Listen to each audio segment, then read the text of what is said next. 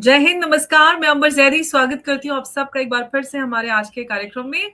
और आज के खास कार्यक्रम में हमारे साथ मौजूद हैं मेजर जनरल जीडी बख्शी, जो मेरे पर्सनल पूरे ही देश के चहीते हैं और सर देश का गौरव है। सर, बहुत स्वागत है आपका। जय हिंद, नमस्कार। थैंक यू अंबर बेटा। धन्यवाद सर। सर, हमने देखा है कि ग्लोबल चेस बोर्ड पर काफी हलचल मची हुई है और जिस तरह से जियोपॉलिटिकल चेस बोर्ड पे हर दिन हर इनफैक्ट कहना चाहिए हर मोमेंट पे चाल बदली जा रही है। और डोनाल्ड ट्रंप जो है इसमें सर काफी अहम भूमिका में नजर आ रहे हैं। उथल-पुथल मचाई हुई है उन्होंने। वेनेजुएला से लेकर ईरान और ग्रीनलैंड और कनाडा, हर तरफ वो अपनी जो पकड़ है वो साबित करने की कोशिश कर रहे हैं कि अब हम ग्रीनलैंड लेंगे, ग्रीनलैंड के बाद टैरिफ। तो सर, क्या डोनाल्ड ट्रंप करना चाह रहे हैं और ग्रीनलैंड के बाद कनाडा, कौन अब डोनाल्ड ट्रंप के रडार पर आने वाला है? क्या करना चाह रहे हैं? I want to understand it from you. देखिए, जो प्रॉब्लम है इस वक्त कि वॉशिंगटन में जो डिसीजन मेकिंग है वो टोटली इम्पल्स ड्रिवन हो गई है। अमेरिका में इतने सारे think tank, governmental organisations, power of analysis, बहुत ही मतलब काफी माना हुआ मार्के का था वहां पे कि वो बड़े डेप्थ में इस टॉपिक्स को एनालाइज करते थे, सब्जेक्ट्स को एनालाइज करते थे, डिसीजन मेकिंग के इनपुट्स देते थे, थिंक टैंक्स देते थे, और स्टेट डिपार्टमेंट, CIA वगैरह वगैरह वगैरह। लेकिन अब कोई उनकी सुनता ही नहीं है। डोनाल्ड ट्रंप साहब कोई ब्रीफिंग नहीं लेते, ना CIA से, ना इससे, ना उससे। बस वो जो अपने मन का है, जो उनकी सनक चढ़ती है, वही करते हैं। उसमें हम देख रहे हैं एक बड़ी खतरनाक चीज। वो हूड़मती में काम कर रहे हैं, एक्शन पहले करते हैं, सोचते बाद में। मसलन की मैं आपको एक एग्जांपल दूं, वेनेजुएला। ठीक है साहब, महीने महीने लगाए आपने, और आपने मादुरो को पकड़ दिया, बेचारे की वाइफ को पकड़ दिया, हथकड़ी पहना दी और ले गए बड़े ट्रायम्फेंटली वहां पे। CIA ने मिलियंस ऑफ डॉलर तो खिलाए उनके 3 ड्राइवरों को, 20-20 मिलियन ड्राइवर को दिए हैं कि खबर देता रहे कि क्या खाता है, कहाँ पीता है, रात को कहाँ सोता है, और पकड़ लिया बेचारे को। आफ्टर ऑल कितना मुश्किल है वहां पकड़ना।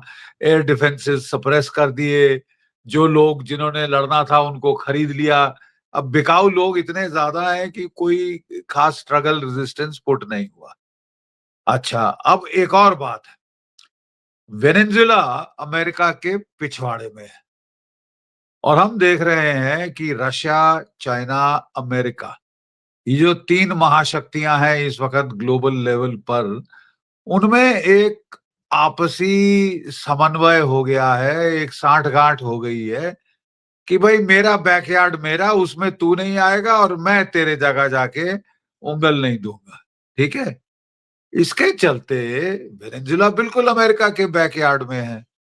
रशिया ने, ना चीन ने मिलिट्री हस्तक्षेप करने की कोशिश करी, क्योंकि वो जानते हैं कि उनके इलाके से बहुत दूर पड़ता है, और इफ पुश कम्स टू शव वहां पे वो पिट जाएंगे। ठीक है।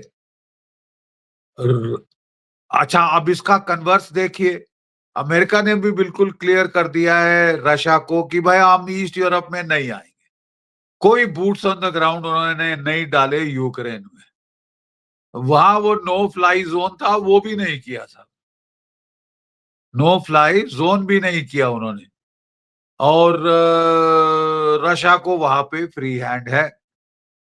अब हम देख रहे हैं कि चाइना, जो लेटेस्ट नेशनल सिक्योरिटी स्ट्रेटेजी आई है अमेरिका की, उसमें बेटा काफी साफ दिख रहा है कि भाई हम 7,500 किलोमीटर दूर जाके चीन से पंगा नहीं लेंगे, ताइवान में और फिलीपींस में और सेनकाकू में और साउथ चाइना सी में। वो एडवांटेज चाइना का है। चाइना का फासला ताइवान से केवल 100 किलोमीटर है। ठीक है, और इनका फासला 7,500 किलोमीटर। जो नेशनल सिक्योरिटी डॉक्ट्रिन लेटेस्ट आई है, उसमें बड़ा साफ कहा है कि साहब जो हमारे एलाइज हैं, Japan, Korea, Philippines, heavy lifting उनको करनी होगी। समझ रही हैं आप? हेवी लिफ्टिंग उनको करनी होगी और सैक्रिफाइस ब्लड, अगर बहाना है, खून बहाना है, तुम बहाओगे, हम नहीं बहाएंगे। हम साहब न्यूक्लियर अम्ब्रेला देंगे, हथियार बेचेंगे, गिफ्ट नहीं करेंगे, बेचेंगे। तो आप मुझे बताइए कौन बेवकूफ लड़ेगा आपके लिए ताइवान के बरखिलाफ? और ये जापान ने पहले तो बहुत गर्मजोशी दिखाई, उनकी प्राइम मिनिस्टर बेचारी वो बड़े धड़ल्ले से बोली कि नहीं हम ताइवान के लिए लड़ेंगे वगैरह। अब उनको वॉक बैक करना पड़ गया है, उनकी पार्लियामेंट, उनकी ये वो सारों ने बोला ये पागलपना है, हम नहीं करते। अगर अमेरिका नहीं लड़ेगा तो हम क्यों लड़े? ठीक है साहब। तो ये दुनिया को बांट दिया है, अपना अपना पिछवाड़ा ये तीनों ने संभाल लिया। अब मेरा एक बड़ा सिंपल सवाल, ईरान किसके पिछवाड़े में? यू अंडरस्टैंड मैं क्या कह रहा हूं? ईरान किसका पिछवाड़ा है भाई? किसी का पिछवाड़ा नहीं है, और सबका बड़ा स्ट्रेटेजिक स्टेक है। वहां पे ऑयल ही ऑयल है, दुनिया की ऑयल कॉकपिट ईरान है। और वहां से अमेरिका चाहता है कि ऑयल के फ्लो पे उसका कंट्रोल रहे। ठीक है, सुएज कैनाल पे उसका कंट्रोल रखा है, गल्फ ऑफ हॉर्मूज पे कंट्रोल रखना चाहता है, रेड सी पे कंट्रोल रखना चाहता है, स्ट्रेट्स ऑफ मलक्का पे कंट्रोल रखना चाहता है। वो अमेरिका की फितरत। ठीक है साहब। वहां चीन, 23% चीन का तेल कहां से आता है? ईरान से आता है। लॉन्ग टर्म कॉन्ट्रैक्ट्स उन्होंने ईरान के साथ 20-20, 30-30 साल के कर रखे। ठीक है साहब। तो वो भी छटपटा रहे हैं इस वक्त, वो इतनी आसानी से अमेरिका को हावी नहीं होने देंगे। यहां पे आप मेरे से लिख के ले लीजिए, रूस को क्योंकि रूस का फलसफा है only one battle at a time. हम एक टाइम पे एक ही युद्ध लड़ते हैं साहब, 4-5-6 जगह नहीं लड़ेंगे। तो जब सीरिया पे गफलत किया अमेरिका ने, इजराइल ने, तो वो बेचारे लड़े नहीं रूसी, वो केवल उसको पनाह दे दी। वो हाफिजल, क्या नाम था उसका, सफाद, जो भी था वहां सीरिया का रूलर, उसको पनाह दे दी बस। लेकिन एक चीज नोट करें आप कि सीरिया के आजकल 4 टुकड़े हो गए। एक टुकड़ा तुर्की को मिला है, बड़ा टुकड़ा अमेरिका ने ले लिया है, एक टुकड़ा लताकिया वगैरह का अभी भी वहां रूस का वर्चस्व है, और एक टुकड़ा इजराइल ने पकड़ लिया है साहब। 4 टुकड़े करती हैं। लेकिन रूस ने भी हार गया सीरिया में, लेकिन सीरिया के अंदर फुटहोल्ड नहीं छोड़ा है। तो क्या आप समझती हैं कि वो ईरान जैसे इंपॉर्टेंट जगह में फुटहोल्ड छोड़ देगा? I don't think so. तीसरी बात, जब वेनेजुला कैप्चर हुआ तो लोग बोलने लगे क्या कर सका चीन, क्या कर सका रूस, कन्नी कटी इन लोगों की। ठीक है ना साहब। अब वो ईरान को नहीं जाने देंगे इतनी आसानी से, नहीं तो वो लगेंगे बिल्कुल पावरलेस। कौन उनको फॉलो करेगा, कौन उनकी लीड एक्सेप्ट करेगा? ठीक है ना। तो प्रेसिडेंट पुतिन ने, सुना है, ईरान के प्राइम मिनिस्टर से कहा कि भैया हमने तो कहा था कि हमारे बंदे ले लो, वो आपके S-400 चलाएंगे, तो आपने मना कर दिया था जून में, और इसलिए आपका नुकसान हुआ। तो अब उन्होंने ले लिए हैं। कहा जा रहा है जो S-400 ईरान में डिप्लॉय हुए हैं उनको रूसी चला रहे हैं। कहा जा रहा है कि चीन ने J-10C फाइटर भेजे हैं और अपने पायलट भी भेजे हैं, क्योंकि इतने छोटे टाइम में ईरान के पायलट कहाँ चलाना सीखेंगे और कहाँ कंट्रोल करेंगे। मतलब इनका भी स्टेक है काफी भारी, और झड़प यहां हो जाए तो तीनों के लिए उतना ही दूर है, और ऑयल रिसोर्सेज बहुत जरूरी हैं। ठीक है। क्या हुआ क्या है ईरान में? What the hell has happened in Iran? देखिए, CIA मोसाद, MI6, ये तीनों ने मिलकर वहां बड़ा भारी प्लानिंग के साथ एक कलर्ड रेवोल्यूशन प्लान करी थी। 40 से 50 हजार जो कि स्टारलिंक टर्मिनल्स हैं वो वहां भेजे गए, क्योंकि जब भी ये कलर्ड रेवोल्यूशन करने की कोशिश करते हैं, स्टैंडर्ड रिस्पॉन्स है कि देश अपना इंटरनेट बंद कर देते हैं।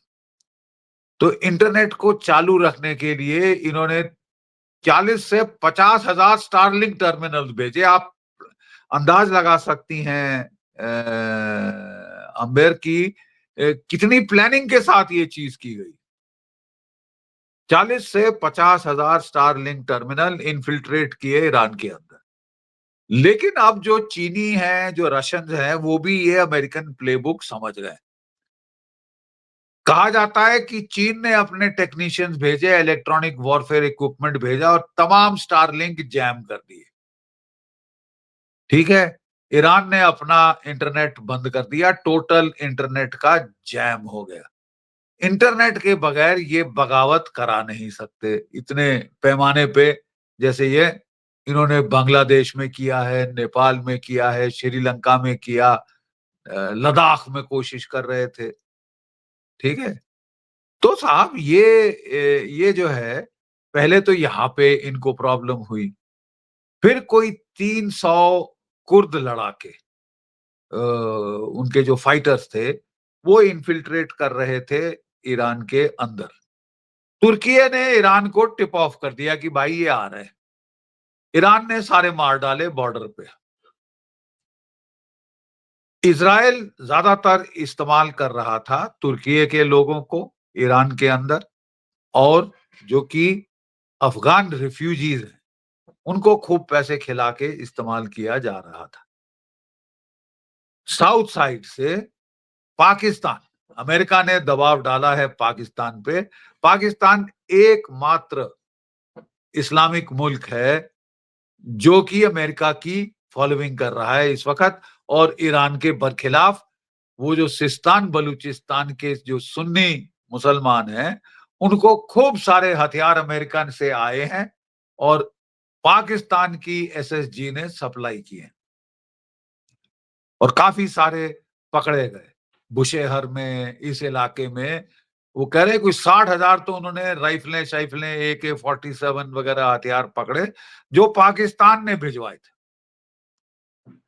अब आप देखिए जो बाकी अरब मुल्क हैं, Saudi Arabia, Bahrain, Qatar, Oman, UAE, Kuwait, Iraq, ये सब ने अमेरिका को मना कर दिया कि हम ना अपने एयरबेस इस्तेमाल करने देंगे, ना अपना एयर स्पेस इस्तेमाल करने देंगे, क्योंकि ईरान ने उनको साफ दो टूक शब्दों में धमकी दी, देखो भाई अगर आपके इलाके से आता है तो हम वहां अमेरिकी बेसिस पे हमला करेंगे, जो आपका कोलैटरल डैमेज होता है आपके सर। और किसी ने अमेरिका को अलाउ नहीं किया, एयर स्पेस नहीं इस्तेमाल करने दिया, बेस नहीं इस्तेमाल करने दिया। ठीक है साहब, सिवाय पाकिस्तान। और अब पाकिस्तान भी थोड़ा छटपटा रहा है कि अगर ये साहब फेल हो गई पूरी कलर्ड रेवोल्यूशन तो ईरान और हमारा क्या होगा। अफगानिस्तान से दुश्मनी पाकिस्तान ने ले ली है, सारे इस्लामिक मुल्कों से है। ईरान से दुश्मनी पाकिस्तान ने ले ली है, भारत से दुश्मनी तो शुरू से थी। तो रह क्या गया तुम्हारा? अमेरिका के तलवे चाटते, बूट लिकिंग करते करते तुमने अपने लिए मुसीबत खड़ी कर ली है। पाकिस्तान ने खासा अपने लिए मुसीबत मोल ले ली। बनो और अमेरिका के चमचे। ये मुल्ला मुनीर साहब तलवे चाटने पहुंच गए थे वहां, और इन्होंने जो है ना सिर्फ ईरान के बरखिलाफ कार्रवाई करने को मान गए, अफगानिस्तान के खिलाफ कार्रवाई करने को मान गए कि मेरे आका बगराम का एयरबेस मैं आपके कदमों में लाके रख दूंगा, अफगानिस्तान का सारा खाना पानी मेरे इलाके से जाता है, आप छाबहार का पोर्ट बंद करवा दो, तो मैं अफगानों को भूखा मार के घुटने टिकवा दूंगा, ये, और फिर बॉम्बिंग करूंगा मैं अफगानिस्तान के ऊपर। अबे आप ये भूल गए कि रूस ने बॉम्बिंग कर करके थक गए वहां, अमेरिकन बॉम्बिंग कर करके थक गए अफगानिस्तान में, कि we will bomb it back to the stone age. Afghanistan तो पहले से ही स्टोन एज में है साहब, और कहां स्टोन एज में डालोगे। और वहां के लोगों में बदल की ट्रेडिशन देखिए, मैं खुद हिंदू पठान, दो ट्रेडिशन है अफगानिस्तान में, एक है मेल मस्तिया, दूसरा है बदल। मेल मस्तिया क्या है साहब, कि मेरे कबीले में कोई बंदा आता है कि मेरे को बचाओ, वो मेरे को मार रहे हैं, मेरे को शरण दे दो। अरे साहब, पूरा कबीला मर जाएगा, कुर्बान हो जाएगा, लेकिन उसको आंच नहीं आने देंगे। तभी तो उन्होंने उसामा बिन लादेन को पाला, कि भाई मेल मस्तिया की ट्रेडिशन के मुताबिक हम जो फ्यूजिटिव है उसको हम डिजोन नहीं कर सकते, हम उसकी रक्षा करेंगे। और दूसरा है बदल, तुमने मेरा बुरा किया, तुमने मेरा भाई मारा, ये मारा, वो मारा, 7 पुश्तों तक बदला लूंगा। तो पाकिस्तान ने अपने लिए मुसीबत खड़ी कर ली है। Now let's go back to Iran. भाई कुर्द जो थे वो आ नहीं सके, तुर्की ने मना कर दिया, ठीक है साहब, तुर्की भी ईरान के साथ हो गया, अमेरिका के बरखिलाफ उसने भी ईरान का साथ दिया, क्योंकि तुर्की वैसे तो किसी का साथ नहीं है, समझ नहीं आता, अभी नेटो के साथ है, अभी इसराइल के साथ है, अभी पाकिस्तान के साथ है, कहाँ किधर है वो, उनका तो कुछ समझ नहीं आता तुर्की लोगों का, एर्दोगान सुल्तान का। लेकिन वो फेल हो गया, इधर से जो है स्टारलिंक पकड़े गए, ठीक है। और उन्होंने देखिए, जो अमेरिकन प्लेबुक बड़ी साफ है, सैंक्शंस लगाओ, आवाम के लिए इकोनॉमिक दिक्कत करो, फटे हाल करो, फटीचर बना दो, और तंग आकर वो बगावत करेंगे, किसके खिलाफ, अपनी सरकार के खिलाफ।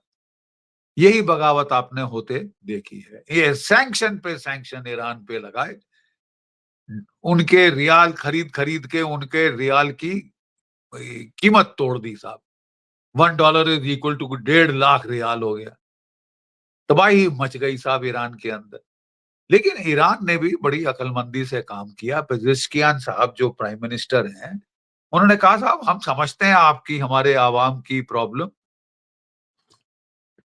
जेन्युइन है, जेन्युइन है साहब प्रॉब्लम, तो हम बातचीत को तैयार। उन्होंने बातचीत करी, लेकिन जो ये एजिटेटर्स जो कि अमेरिकन CIA ने, मोसाद ने, MI6 ने भेजे थे, हथियार दिए थे, शॉटगन दिए उनको, कि पुलिस को मारो, फायर करो पुलिस पे, ताकि पुलिस अंधाधुंध फायर करे, बहुत सारे लोग मरे, हम दुनिया भर में हाय हाय रुदाली की नार नार करते जाए, मार दिया मार दिया मार दिया है। कत्लो गारत हो रहा है ईरान में, कत्लो गारत मेरा सर, टोटल कोई 5,000 वहां पे मरे हैं, जिसमें पुलिस वाले शामिल। ये 12,000 का आंकड़ा, 20,000 का आंकड़ा, ये सब बकवास, प्रोपेगेंडा है। और वहां के लोग भी समझ गए साहब कि ये चाल चाल क्या है।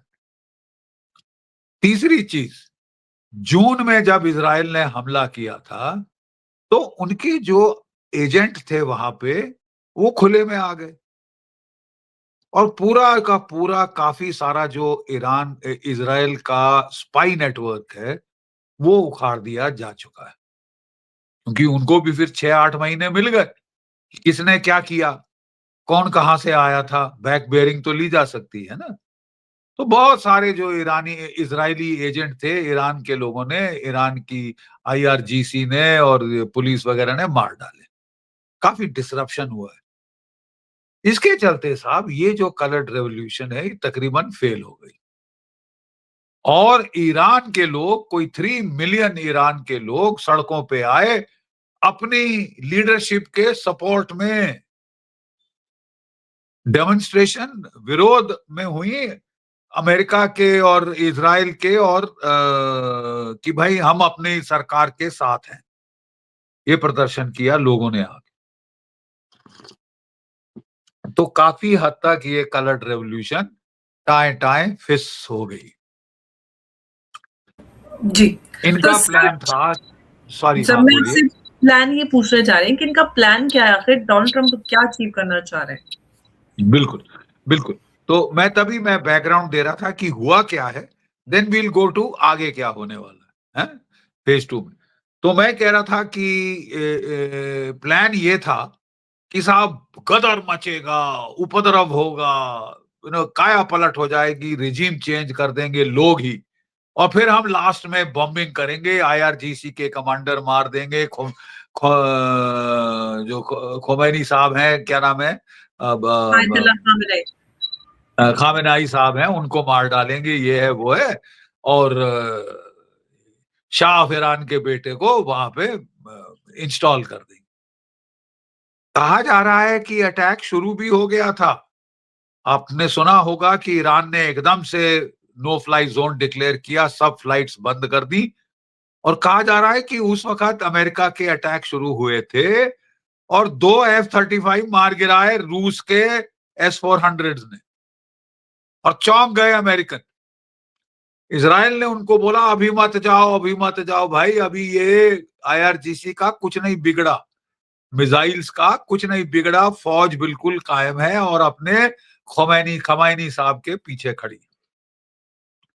इजराइल से वार्निंग आई कि मत करो, अरब मुल्कों से वार्निंग आई मत करो, और खिसिया के डोनाल्ड ट्रंप को बिल्कुल अपने सुर बदली करने पड़े।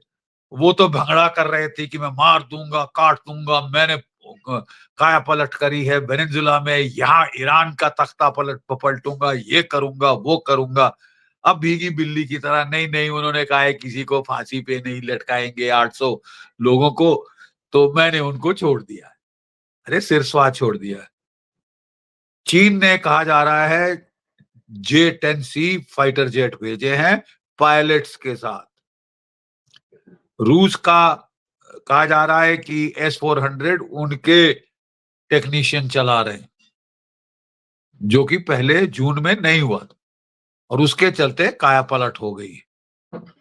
ईरान ने साफ बोल दिया साहब आप हाथ लगा के देखो, हम प्रीएम्प्टिव स्ट्राइक करेंगे, 700 मिसाइल जाएंगे इजराइल के ऊपर। बेटा मैं आपको बता दूं, याद दिलाऊं कि पिछली बार जून में जब ईरान ने मिसाइल दागे थे इजराइल के ऊपर, $50 अरब का नुकसान हुआ था, ठीक है, जो छुपा दिया गया।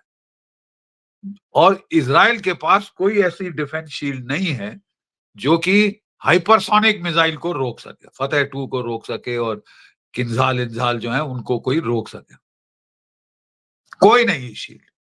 अमेरिका के पास भी तोड़ नहीं है इसका। तो यू नो जब तक गदर ग्राउंड पे नहीं होता, बहुत खतरनाक है आपके लिए कि आप जाके वहां पे हस्तक्षेप करें मिलिट्री। तो ये हुआ है अभी तक। सवाल है व्हाट नेक्स्ट, अब अमेरिका क्या करेगा। सबसे बड़ी हैरत की चीज हमको एज मिलिट्री एनालिस्ट ये लगी कि जब भी ईरान पे हमला किया है, कम से कम 2 कैरियर बैटल ग्रुप अमेरिका के ईरान के आसपास के वाटर्स में आ गए, मेडिटेरेनियन में आ गए, गल्फ ऑफ हॉर्मूज, रेड सी वगैरह में आ गए। इस बार कोई अभी तक नहीं पहुंचा है।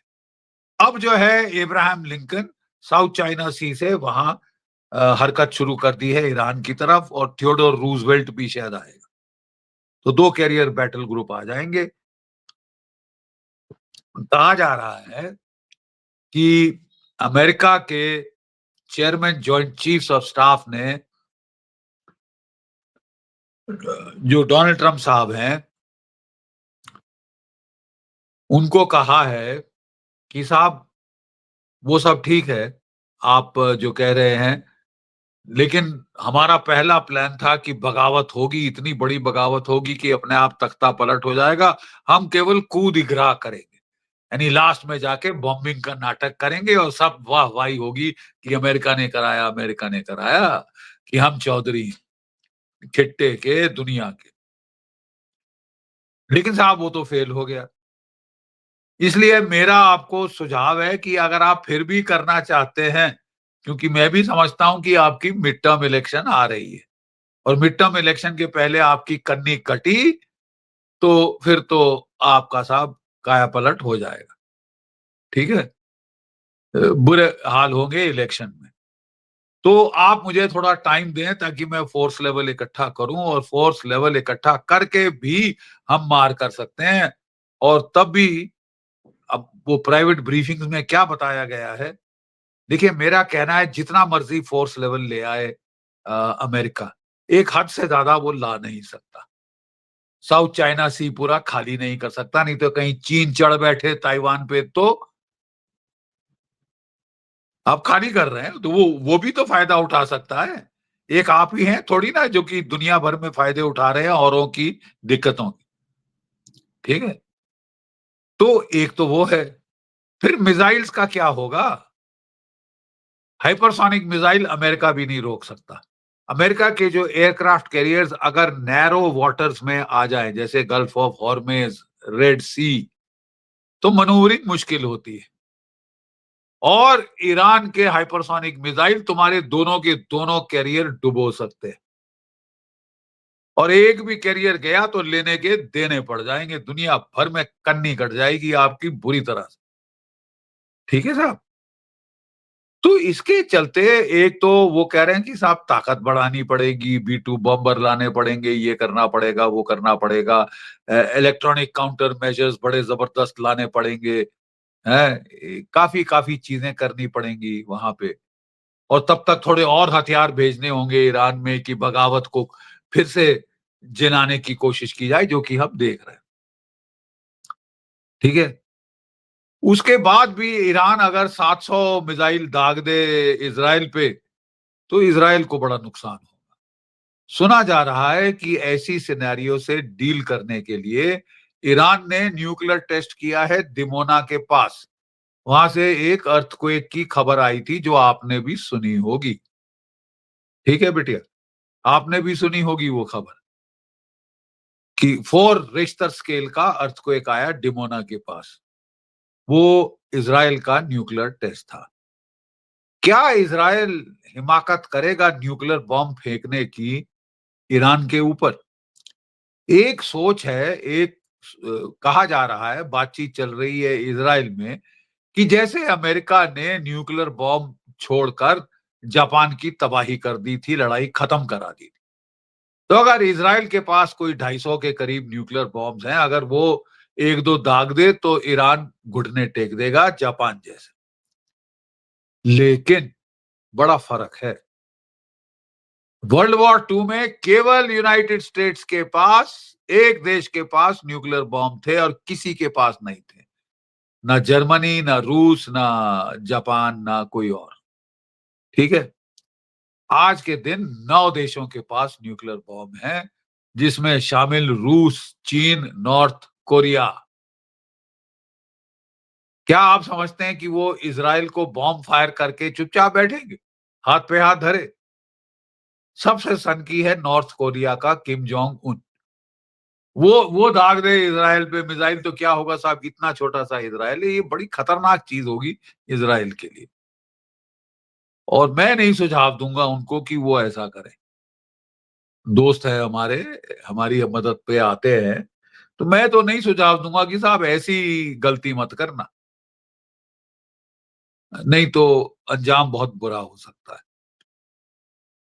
और लास्ट चीज़ अंबेर, मैं आपको बता दूँ कि जो जो ईरान के पास एक विकल्प है, लास्ट रिसॉर्ट ऑप्शन, उसका न्यूक्लियर ऑप्शन, ठीक है?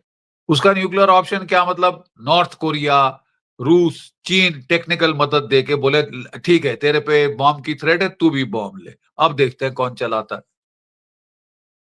और लास्ट में ईरान का हमेशा ये डॉक्ट्रिन रहा है कि हम तो डूबेंगे सनम, तुमको भी ले डूबेंगे। ठीक है साहब, ठीक है, आप तबाही कर दोगे हमारी, लेकिन हम स्ट्रेट ऑफ हॉर्मुज बंद कर देंगे। एक बूंद मिडिल ईस्टर्न तेल कहीं बाहर जाने नहीं देंगे साहब। सारे कैरियर ठोक देंगे, माइन कर देंगे, और दुनिया में तेल की कीमतें $150 प्रति बैरल हो जाएंगी। पूरी दुनिया की इकोनॉमिक तबाही हो जाएगी, शामिल यूनाइटेड स्टेट्स ऑफ अमेरिका।